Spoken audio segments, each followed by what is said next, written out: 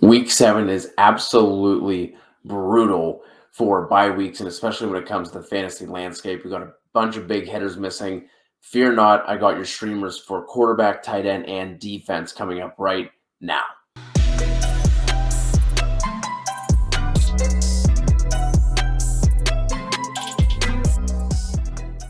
Let's dive right in. Kicking things off at quarterback, my top streamer of the week is going to be Tua Tagovailoa. After coming off of IR, crossing the pond, he goes over there and drops 329 yards and 2 scores on the Jags while completing 70% of his passes, chipped in another 22 yards on the ground. Now he gets a matchup with the Falcons, who, despite being on bye last week, are still tied for the 11th most passing touchdowns given up to quarterbacks. And on a points per game basis, are tied for the sixth most. So even with some of the injuries that the Dolphins have on the offensive side of the ball, I think you can still fire two up with confidence going up against Atlanta. Next up is going to be Derek Carr. Started off the year really strong. He was leading the league in passing yards and then had two absolute dud performances in week 3 and 4. He did bounce back in a big way, kind of surprisingly too, going up against a really stout, stingy Broncos defense that going into week 5 had been allowing the second fewest fantasy points per game to the quarterback position. Now Carr gets to go home, gets that matchup with Philly. We're not afraid of that defense at all. On the year, they have given up 12 passing touchdowns, which is tied for eighth most in the league. Speaking of back-to-back dud performances, let's talk about Sam Darnold. I'm going to mention him here again in the streamers video. He is going to be dropped after what he did last week. Barely completed over 40% of his passes, 1 touchdown, 2 turnovers. But fear not, the Giants are coming. And we're talking about a defense that has struggled all year long. Following week 6, the Giants have given up the 5th most fantasy points per game to quarterbacks, including the 10th most yards, and they are tied for giving up the 3rd most passing touchdowns. So I think you can go back to Darnold in this spot. Moving over to the tight end streamers for week 7, there's nothing like bye weeks to remind you of just how gross the tight end landscape is. But here we go. Top stream for this week is going to be Ricky Seals-Jones. Now, obviously, last week, Taylor Heineke disappointed. Talked about him on the streaming show last week, but RSJ did not. Caught 4 of his 6 targets for 58 yards and a score. Now gets a matchup against the Packers defense that, again, we're not worried about anything there. They're banged up on defense. They have given up big games to TJ Hawkins and George Kittle, not comparing RSJ to those two. But they also did just give up 49 yards on 4 catches to Cole Kmet, who hasn't had more than 40 yards since week 1. So the Washington defense is still dookie. Rodgers still going to do his thing, and that's going to force Washington into a negative game script. And I think RSJ has another streaming-worthy week. Second option here is someone who's a little bit more widely owned, but after a trade becomes a much more intriguing option, and that is Zach Ertz. Now, obviously, this one here is all about Kyler Murray, right? Just getting attached to that offense any way you can. Ertz has had a couple of solid games this year, and Max Williams was actually picking up steam before he got injured, so definitely not the worst pickup, and especially for tight end, beggars can't be choosers. But I don't think that the fact that he has gotten away from Goddard and he's the only show in town that he's just going to be this locked in top 12 guy. I think he's still going to have his dud weeks because of the amount of weapons that are there.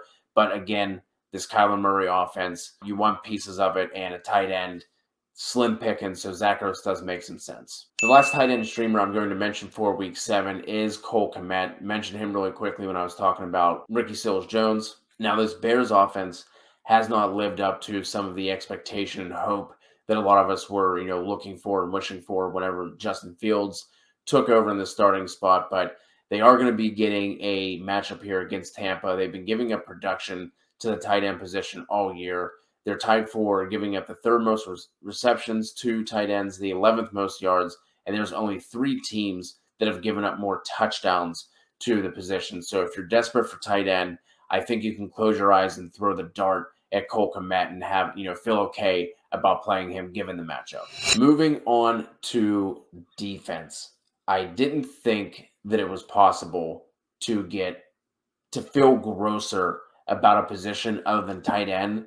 But this week, defense might be the grossest of all. If you need to stream in week 7, hopefully some of these top 3 options are available to you, but they are sitting around 50% rostership. So I'm going to talk about these 3, then hit on 2 more widely available options.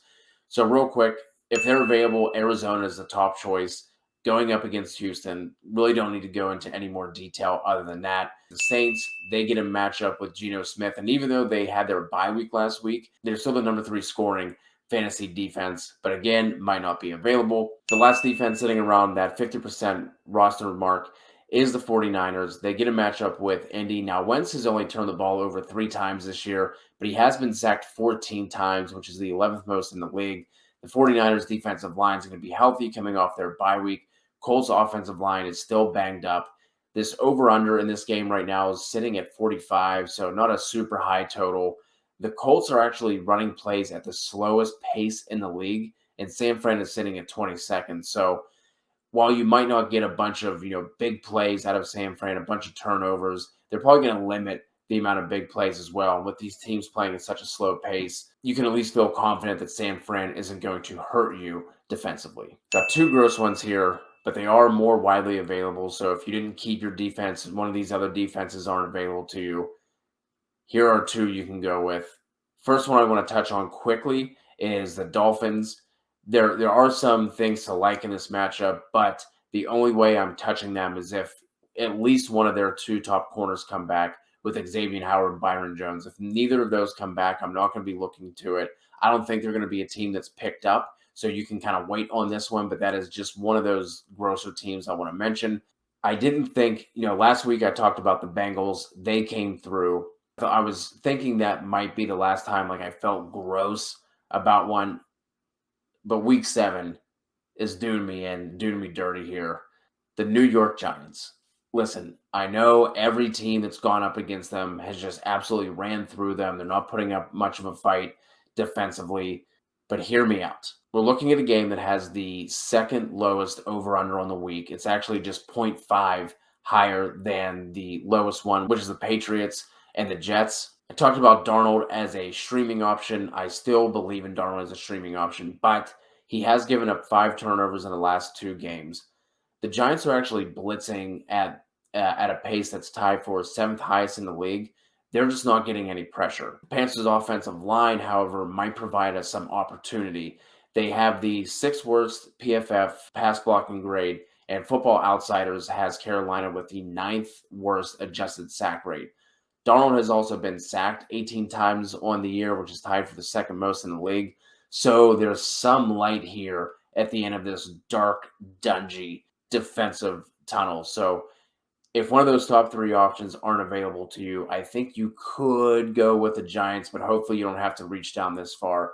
Other than that, it is super gross here with defenses. All right, everybody, that is going to wrap up the Week 7 streaming video. Hope you guys liked it. If you did, please give us a sub and a like on YouTube. If you're listening on podcast, leave us a rate and review. We really would appreciate it. I do just want to mention really quickly that we have some merch out now. That'll be in the description on both YouTube and podcast. Don't forget about checking out Thrive. We do have a promo code for you all to use, and that is TFA for Thrive Fantasy. If you're unfamiliar with them, think DFS, but with player props. I've been on there the past couple of weeks. It's been a lot of fun. Been really enjoying it. If you guys jump in, again, don't forget to use the code. They will match you dollar for dollar up to $100 on your first deposit. So you'll just get a completely free match on there for anywhere from $10 to $100. And if you have any questions on streamers, waivers, anything like that, you can jump in the Discord for absolutely free. You can get that link below as well. Or as always, hit us up on Twitter, Instagram, drop a comment here on the YouTube channel. We'll make sure that we get to all of them.